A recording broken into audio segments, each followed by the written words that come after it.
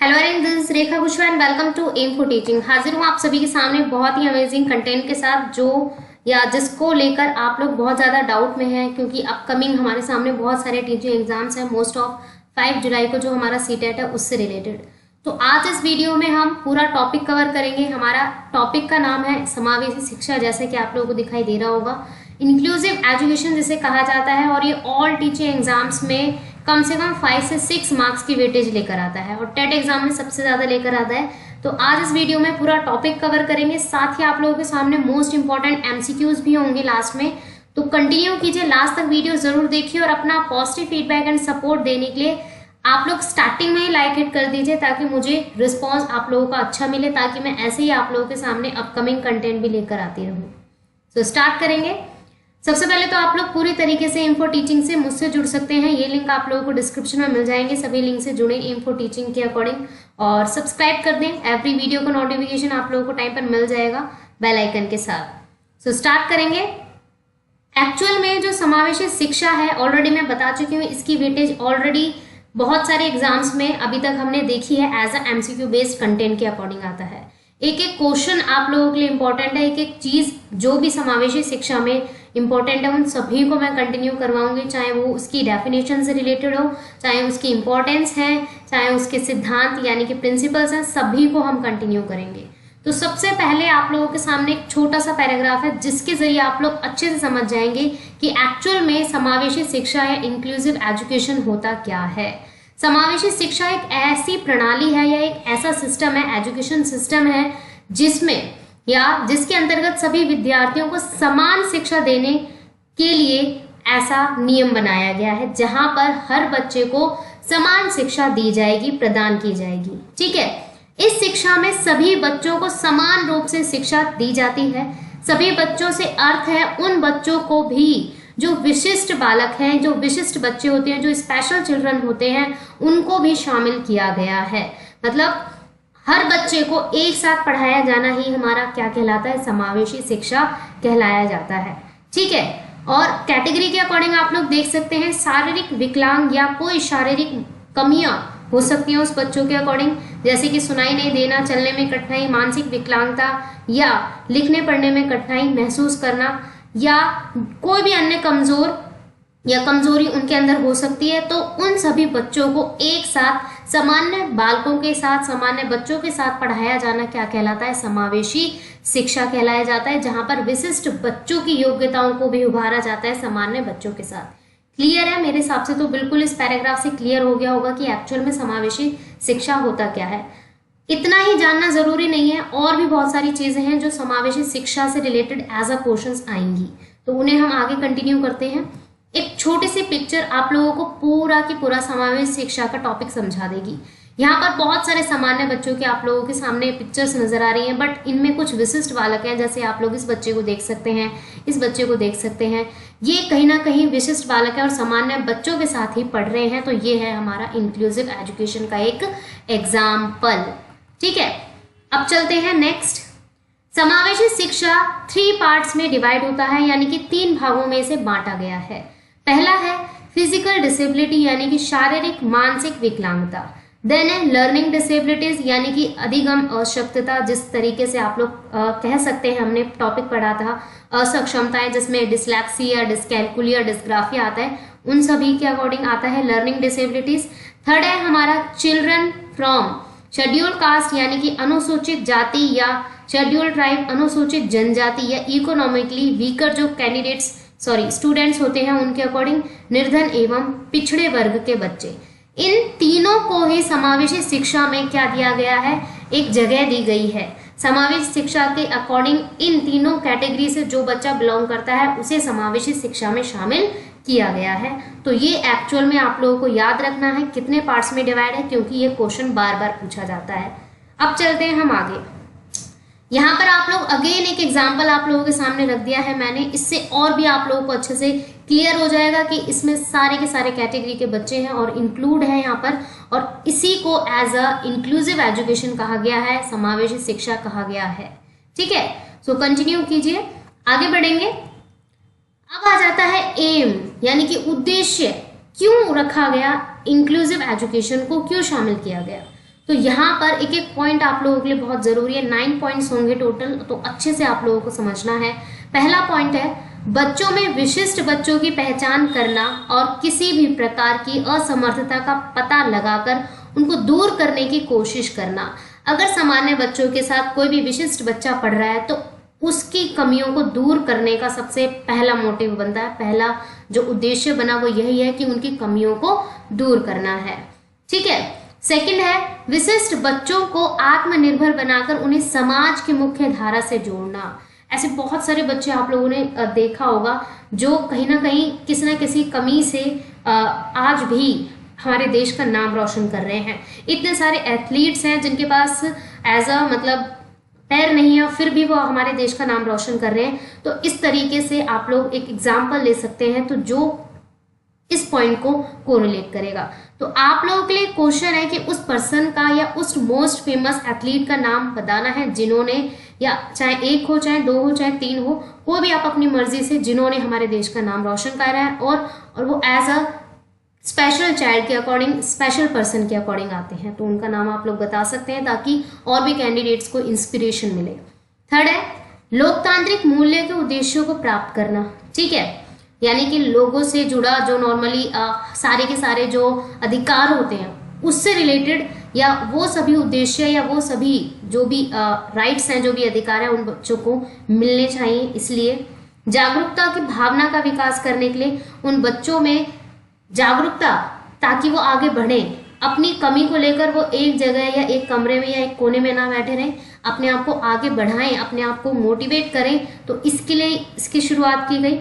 बच्चों में आत्मनिर्भर की भावना का विकास पैदा करने के लिए, उनको सेल्फ इंडिपेंडेंट होने के लिए, ठीक है, सेल्फ डिपेंड होने के लिए, मतलब अपने ऊपर ही निर्भर है, वो किसी और के ऊपर निर्भर नहीं है, या अपने पेरेंट्स या अपने भाई बहन या किसी और के ऊपर निर्भर नहीं है, वो सिर्फ सेल्फ इंडिपेंडेंट बनना चाहें और वो इसी के अकॉर्डिंग कर सकते हैं। ताकि जब से हमारा समावेशी शिक्षा आया है, समावेशी शिक्षा का मेन उद्देश्य इसी के अकॉर्डिंग कंटिन्यू चला है।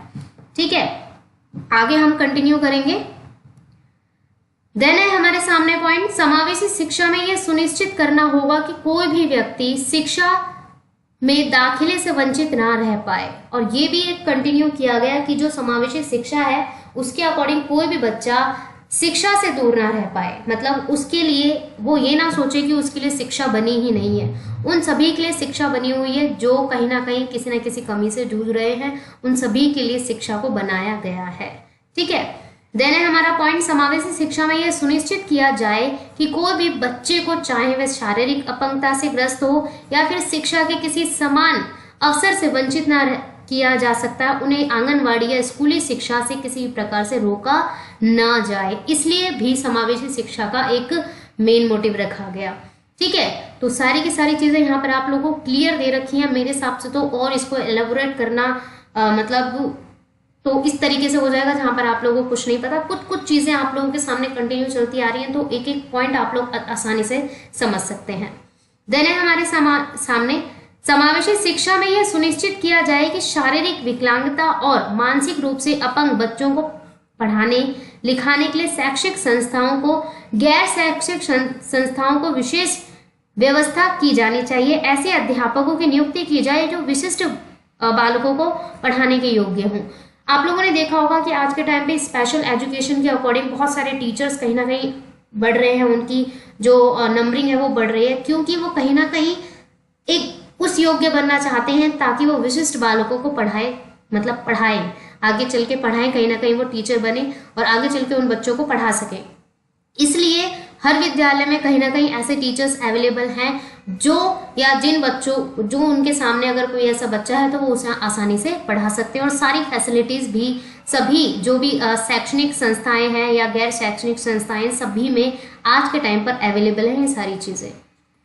इस शिक्षा के अंतर्गत शैक्षिक संस्थाओं का कर्तव्य होता है कि यह वह सुनिश्चित करें कि ऐसे बच्चों के लिए जो शहरों से दूर, उनके लिए छात्रावास का प्रबंध करें। और बहुत अमेजिंग बात यह है कि आज के टाइम पे हॉस्टल्स जो होते हैं उसके लिए भी फैसिलिटी दे दी गई है। गवर्नमेंट ने बहुत अच्छे तरीके से अप्रूवल दे दिया इस चीज़ के लिए कि जो कैंडिडेट्स या जो स्टूडेंट्स अगर नहीं पढ़ पा रहे हैं, आगे अपना फ्यूचर नहीं बना पा रहे हैं, तो उनके लिए उनके घर से दूर अगर नहीं है अवेलेबल तो वो कहीं ना कहीं जाकर स्टे करके अपनी करियर, अपने फ्यूचर को कंटिन्यू कर सकते हैं और आगे अपनी पढ़ाई को कंटिन्यू कर सकते हैं।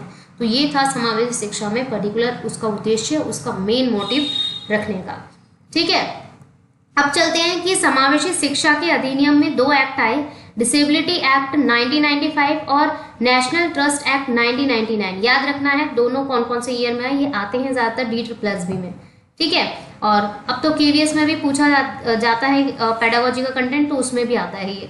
तो इसमें 10 चीजों को इंक्लूड किया गया, blindness, low vision, leprosy cured, hearing impairment, locomotor disability, mental retardation, mental illness, autism, cerebral palsy and multiple disabilities. इन सभी डिसेबिलिटीज को इंक्लूड किया गया है।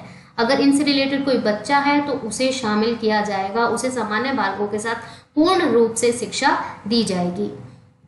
अब आ जाता है समावेशी शिक्षा के उद्देश्यों को पूरा करने हेतु राज्य सरकारों द्वारा पिछड़े वर्ग के लिए बहुत से कार्यक्रम चलाए जा रहे हैं, और उनमें से 3 कार्यक्रम यहाँ पर मेंशन है।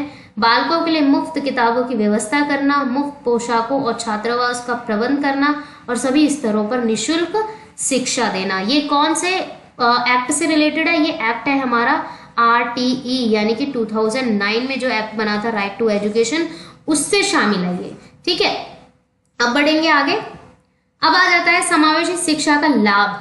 क्या क्या लाभ हुआ है, मतलब अभी तक तो हमने उद्देश्य पढ़ा है कि क्या क्या उद्देश्य है, अब आ जाता है लाभ के ऊपर कि क्या क्या लाभ हुआ है अभी तक।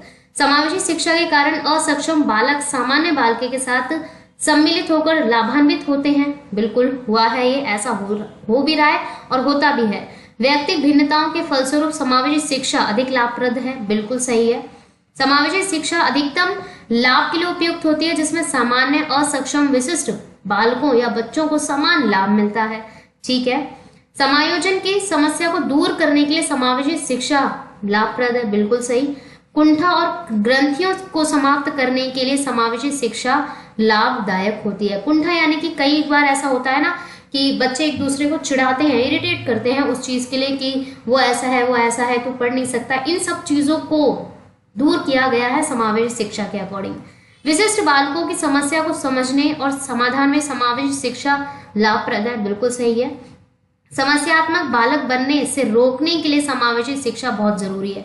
अगर नॉर्मली अगर देखा जाए, सबसे इंपॉर्टेंट लास्ट वाला इंपॉर्टेंट मतलब पॉइंट है, क्योंकि इसमें क्या है कि अगर कोई बच्चा दोषयुक्त है, उसको उस दोष से मुक्त करने के लिए भी समावेशी शिक्षा का एक मोटिव रहा है और चल भी रहा है ये। ठीक है, अब बढ़ेंगे समावेशी शिक्षा के सिद्धांत। क्या क्या सिद्धांत है, क्या क्या प्रिंसिपल है। पहला है यहाँ पर व्यक्तिगत रूप से भिन्नता। बिल्कुल, व्यक्तिगत रूप से अगर कोई मतलब भिन्न है, मतलब कोई उसकी शारीरिक कोई प्रॉब्लम है बच्चे की, तो उसके अकॉर्डिंग समावेशी शिक्षा उसको प्रदान की जाती है। माता पिता द्वारा सहयोग प्रदान करना। समावेशी शिक्षा में माता पिता का सहयोग होना अति आवश्यक होता है। बिल्कुल। भेदभाव रहित शिक्षा बन गई है ये। समावेशी शिक्षा का मुख्य सिद्धांत भेदभाव रहित बन गई है। मतलब भेदभाव किसी भी नॉर्मल जो सामान्य है, कोई भी विशिष्ट है या कोई भी स्पेशल चाइल्ड है, उसमें भेदभाव नहीं है, अब समान है, सारे एक जैसे हैं। ठीक है। विशिष्ट कार्यक्रमों द्वारा शिक्षा। इसके माध्यम से विशिष्ट शिक्षा हेतु विशिष्ट कार्यक्रमों का आयोजन किया गया है। मतलब एवरी फैसिलिटी, हर चाहे वो फंक्शन के अकॉर्डिंग हो, चाहे कोई भी इवेंट के अकॉर्डिंग हो, विशिष्ट शिक्षा को आगे बढ़ाया जा रहा है, प्रोत्साहित किया जा रहा है। वातावरण नियंत्रण पूर्ण होना। इसके तहत सामान्य और विशिष्ट बालकों के बीच समन्वय वातावरण स्थापित होता है। बिल्कुल यहाँ पर करेक्ट है। ये 5 के 5 पॉइंट जो as a principle, as a सिद्धांत के अकॉर्डिंग ये याद रखने हैं आप लोगों को कि ये 5 के 5 पॉइंट्स हमारे समावेशी शिक्षा में ही आते हैं और आज के टाइम पे ऐसा हो भी रहा है समावेशी शिक्षा को लेकर। ठीक है, अब चलते हैं हमारे मोस्ट इंपॉर्टेंट क्वेश्चंस की और ये क्वेश्चन सारे के सारे इन्हीं टॉपिक्स में से होंगे जो हमने अभी तक पढ़े हैं। सबसे पहला है, निम्नलिखित संरचनाओं में से शिक्षा का अधिकार अधिनियम 2009 किसकी वकालत करता है। अभी मैंने बताया था आप लोगों को राइट टू एजुकेशन के बारे में। ठीक है, तो किसकी मतलब वकालत करता है, बहुत इजी है, ए ऑप्शन आप लोग इजीली बताए देंगे। समावेशी शिक्षा का एज अ वकालत करता है। इस उद्देश्य को सामने रखा है 2019 के 9 के अकॉर्डिंग ये एक्ट बना था और इसमें क्या क्या रखा गया कि 6 से 14 वर्ष तक जो शिक्षा है वो अनिवार्य होगी, मतलब कंटिन्यू की जाएगी और एवरी कैटेगरी के स्टूडेंट को शामिल किया जाएगा, यानी कि इंक्लूड किया जाएगा। ठीक है, और फ्री एजुकेशन, निःशुल्क शिक्षा दी जाएगी। तो ये इसमें कंटिन्यू किया गया है, तो वो पूरा आप लोगों को पता है। और समावेशी शिक्षा का जो कोरिलेशन है वो 2009 के आरटीई एक्ट से ही है।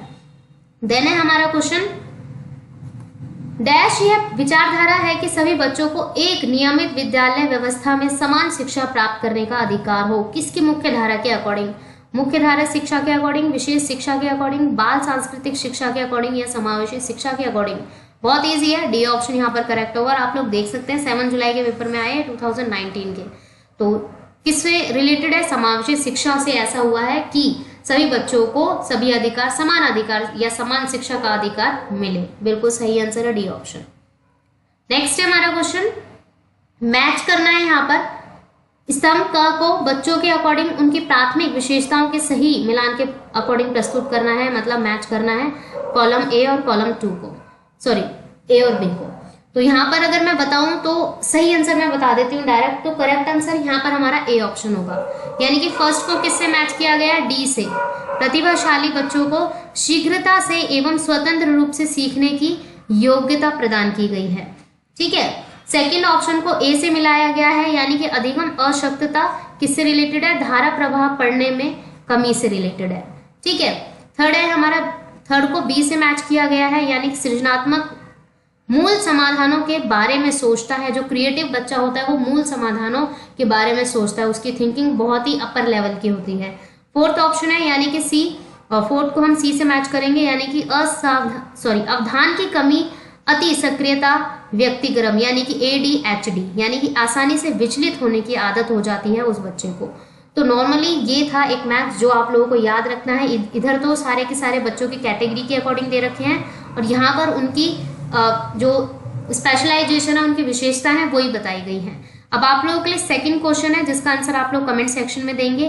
ADHD की फुल फॉर्म बतानी है आप लोगों को, इंग्लिश में बताएंगे, हिंदी में तो यहाँ पर दे रखी है, इंग्लिश में बताएंगे।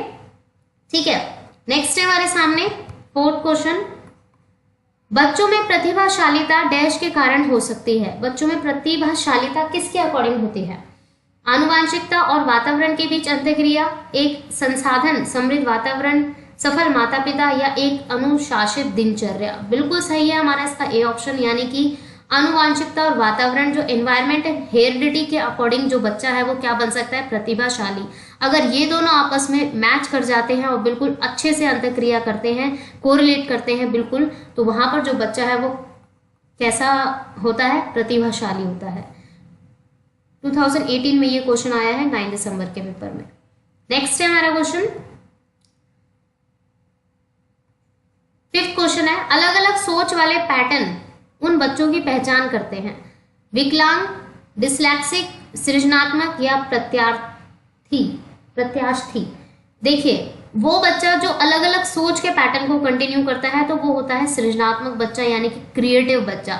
उसकी थिंकिंग बहुत अपर लेवल की होती है, वो हर पॉइंट को बड़े बारीकी से सोचता है, उसकी थिंकिंग सबसे ज्यादा मेन रखी जाती है। और याद रखेंगे जहां पर थिंकिंग वर्ड आ गया, इट मीन्स वो बच्चा क्या हो जाएगा? एज अ क्रिएटिव बच्चा हो जाएगा। ठीक है, नेक्स्ट क्वेश्चन से पहले आप लोगों को ये भी जानना जरूरी है, ये है हमारी 10 असक्षमताएं यानी कि लर्निंग डिसेबिलिटीज, जो आप लोगों को पता होनी चाहिए क्योंकि ये समावेशी शिक्षा का ही पार्ट है। तो सबसे पहला पॉइंट है हमारा डिसलेक्सिया। डिसलेक्सिया होता है पढ़ने संबंधी विकार, जहां पर बच्चे के सामने 100 लिखा हुआ है बट वो उसे वॉस पढ़ता है, तो इट मीन्स पढ़ने संबंधी उसके अंदर क्या हो गया है? विकार हो गया, उसे कमी है, तो उसे क्या है? डिसलेक्सिया है। डिस्ग्राफिया है यानी कि लेखन संबंधी, जहां पर वो ब्लैक बोर्ड से, श्यामपट्ट से ढंग से ठीक से नहीं उतार पा रहा है, मतलब अगर वहां पर कुछ और स्पेलिंग लिखी हुई है और वो देखकर कुछ और उतार रहा है तो वहां पर लिखने संबंधी विकार हो गया। देन है हमारे सामने डिस्कैलकुलिया, गणितीय संबंधी, यानी कि कैलकुलेशन नहीं आ रही है, कैलकुलेशन उसे नहीं आ पा रही है, समझ नहीं आ रही है, तो वहां पर जो उसे असक्षमता होगी वो डिस्कैलकुलिया होगा। फिर है डिस्पैसिया। डिस्पैसिया होता है वाक संबंधी, यानी कि जैसे बबलिंग करना, तुतलाना, हकलाना, ये हमारा हो जाता है वाक यानी कि बोलने संबंधी असक्षमता। देन है हमारा डिस्प्रैक्सिया। डिस्प्रैक्सिया होता है लेखन और चित्र बनाने संबंधी, मतलब कि कोई भी पिक्चर ड्रॉ करने से, नॉर्मली अगर देखा जाए तो चित्र बनाने से ही रिलेटेड है ये, तो वो होता है हमारा डिस्प्रैक्सिया डिसेबिलिटी। डिसऑर्थोग्राफिया वर्तनी संबंधी, जहां पर स्पेलिंग गलत, मतलब स्पेलिंग्स को हम सही से नहीं समझ पा रहे हैं, तो वो हो जाता है हमारा डिस प्रैक्सिया। ठीक है, इसको भी याद रखेंगे आप लोग। देन है हमारे सामने auditory processing disorder. Auditory processing disorder क्या होता है? श्रवण यानी कि सुनने संबंधी, जहां पर सामने वाला कुछ और बोल रहा है और सामने दूसरा जो उसके सामने है वो कुछ और उसको सुनाई दे रहा है, तो वो है हमारा श्रवण संबंधी यानी कि सुनने से रिलेटेड जो विकार होता है वो। 8th है हमारा विजुअल परसेप्शन डिसऑर्डर यानी कि देखने संबंधी असक्षमता। फिर है sensory integration and processing disorder, इंद्रिय समन्वय क्षमता संबंधी विकार यानी कि हम इंद्रियों को मतलब फोकस नहीं कर पा रहे हैं, कंसंट्रेशन नहीं कर पा रहे हैं, तो वो हो जाता है हमारा sensory integration processing disorder. Last है ऑर्गेनाइजेशनल लर्निंग डिसऑर्डर यानी कि संगठनात्मक पठन संबंधी, जहां पर संगठनात्मक जो ऑर्गेनाइजेशंस होती हैं उनके बारे में हमें समझ नहीं आता है, तो वो चीज ऑर्गेनाइजेशनल लर्निंग डिसऑर्डर होता है। तो ये 10 की 10 आप लोगों को अच्छे से याद होनी चाहिए, ये भी हमारा इसी का पार्ट है एज ए इंक्लूसिव एजुकेशन के अकॉर्डिंग ही। देन चलेंगे अपने 6th क्वेश्चन के, और 6th क्वेश्चन है हमारा समावेशी कक्षा में किस प्रकार का या के छात्र शामिल होते हैं? केवल विशिष्ट, सामान्य और विशिष्ट, केवल सामान्य या बहुभाषीय प्रतिभाशाली। तो सही आंसर है, बिल्कुल इजी है। नॉर्मली अभी हम वही टॉपिक पढ़ते हुए आ रहे हैं। सामान्य और विशिष्ट दोनों ही बालक को, दोनों ही लेवल, दोनों ही कैटेगरी के बच्चों को शामिल किया जाता है समावेशी शिक्षा में, और यूपीटेट 2018 के क्वेश्चन पेपर में आया है ये। नेक्स्ट है हमारा क्वेश्चन, अधोलिखित में गणित संबंधी अधिगम असक्षमता को कौन सा पद परिभाषित करता है? अभी मैंने आप लोगों को बताया था कि गणित संबंधी विकार कौन सा होता है? डिस्कैलकुलिया। तो यहाँ पर उससे रिलेटेड ही बताना है कि किसमें मिस्टेक होती है। नीरसता संबंधी दोष, पठन दोष, गणना दोष या उपयुक्त में से कोई नहीं। तो ये होता है हमारा यानी कि गणना, कैलकुलेशन करने में दिक्कत आती है, तो वो हो जाता है गणित संबंधी विकार। ठीक है, देन है हमारा 8th क्वेश्चन, निम्नलिखित में से कौन सी विशेषता प्रतिभावन शिक्षार्थी की है? जो प्रतिभाशाली बच्चा होता है उसकी विशेषता बतानी है। ठीक है, फर्स्ट ऑप्शन है यदि कक्षा की गतिविधियां अधिक चुनौतीपूर्ण नहीं होती तो वह कम प्रेरित अनुभव करता है और ऊब जाता है। वह बहुत तुनुक मिजाज का होता है, वह रस्मी व्यवहार करता है और हाथ थपथपाना या डोलना आदि करता है, वह आक्रामक और कुंठित हो जाता है। तो यहाँ पर बताना है, विशेषता बतानी है, फीचर यानी कि कैरेक्टरिस्टिक्स के अकॉर्डिंग बताना है। तो जो प्रतिभाशाली बच्चा होता है उसमें हमेशा फर्स्ट ऑप्शन देखा जाएगा, यानी कि कुछ इंटरेस्टिंग या कम इंटरेस्टिंग चीजें चल रही हैं अगर कक्षा में नॉर्मली विशिष्ट बालकों के अकॉर्डिंग, तो वहां पर वो उब जाता है और उसे मोटिवेशन नहीं मिलता उतना, और वो अपने आप को बोर तरीके से महसूस करता है कि वो बोर हो रहा है कक्षा में। तो ये ज्यादातर प्रतिभाशाली बच्चों की, क्योंकि उन्हें और ज्यादा मजेदार से मजेदार चीजें, मतलब कुछ टफ लेवल की चीजें चाहिए होती हैं करने के लिए, तो वो एज अ प्रतिभाशाली बच्चे की एक विशेषता मानी जाएगी। तो फर्स्ट ऑप्शन सही होगा। नेक्स्ट है हमारा क्वेश्चन, निम्न में से कौन सा बुद्धिमान बच्चे का लक्षण नहीं है? नहीं है के अकॉर्डिंग बताएंगे। वे जो लंबे निबंधों को बहुत जल्दी से रटने की क्षमता रखते हैं, वे जो प्रभावपूर्ण और उचित तरीके से संप्रेषण करने की क्षमता रखते हैं, वह जो अमूर्त रूप से सोचता रहता है, या वह जो परिवेश में स्वयं को समायोजित करता है। तो सही आंसर यहाँ पर हमारा ए ऑप्शन होगा, क्योंकि जो बच्चा बुद्धिमान होगा वो कभी भी रटने की क्षमता नहीं रखेगा, ये कभी होगा ही नहीं। वो समझेगा, उस टॉपिक को समझने की कोशिश करेगा और अपने आप अच्छे अच्छे सही सही तरीकों से, मतलब शब्दों से उस निबंध को पूरा कर सकता है। ठीक है, और बुद्धिमान बच्चे का जो आईक्यू लेवल होता है वो 30 से ज्यादा ही होता है, ये भी याद रखेंगे आप लोग। ठीक है, और बाकी उसमें जो लक्षण होते हैं वो बी ऑप्शन भी होता है, सी ऑप्शन भी होता है और डी ऑप्शन भी होता है। नेक्स्ट है हमारे सामने लास्ट क्वेश्चन होगा ये। अगर आप लोगों को और क्वेश्चंस चाहिए तो आप लोग लाइक इट और सपोर्ट देकर मुझे बता सकते हैं, ताकि मैं यूं ही कंटिन्यू कर सकूं आप लोगों के लिए क्लासेस। प्रतिभाशाली विद्यार्थी स्वभाव के अंतर्मुखी होते हैं, अपने आवश्यकताओं को दृढ़तापूर्वक नहीं कर पाते, अपने निर्णयों में आत्मनिर्भर होते हैं या शिक्षकों से स्वतंत्र होते हैं। तो प्रतिभाशाली बच्चे के अकॉर्डिंग बताना है, तो करेक्ट आंसर यहाँ पर हमारा क्या होगा? डी ऑप्शन, यानी कि शिक्षकों से स्वतंत्र होते हैं। बिल्कुल ठीक है, तो ये था हमारा 2012 के अकॉर्डिंग ये क्वेश्चन आया सीटेट में, देख सकते हैं आप लोग। तो ये थे टॉप 10 क्वेश्चंस जो आप लोगों के सामने कंटिन्यू थे, और इसी तरीके से आप लोग अपना पॉजिटिव फीडबैक एंड सपोर्ट देते रहिए मुझे, ताकि मैं यूं ही आप लोगों के सामने क्लासेस कंटिन्यू रख सकूं। क्लास कैसी लगी कमेंट सेक्शन में बताएं, और अगर आप लोगों को और भी ऐसी सीरीज चाहिए समावेशी शिक्षा से रिलेटेड ऐसा क्वेश्चंस, तो वो भी आप लोग मुझे कमेंट करके अपना सब्सक्राइब और लाइक इट देकर बता सकते हैं। So thank you, keep learning and share और सब्सक्राइब जरूर कर दें। तो बढ़ेंगे, अब नेक्स्ट सीरीज में मिलेंगे। Thank you.